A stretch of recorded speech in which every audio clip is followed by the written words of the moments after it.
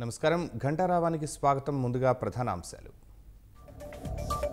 Pension పంపిణీలో ఇబ్బంది లేకుండా చూడాలన్న ఈసీ, శాశ్వత ఉద్యోగులను వినియోగించుకోవాలని ఆదేశాలు.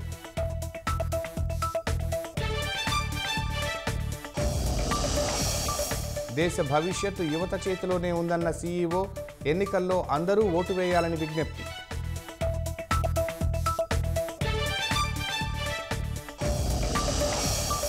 అన్నమయ్య జిల్లాలో దుండగుల దాష్టీకం, తెదేపా ప్రచార వాహనానికి నిప్పు.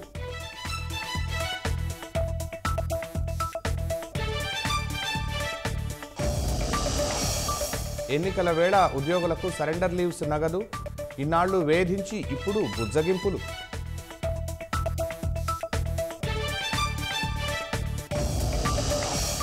పిఠాపురంలో 80 లక్షల మద్యం డంపు స్వాధీనం, పవన్ను ఓడించేందుకు వైకాపా కుట్రన్న కూటమి.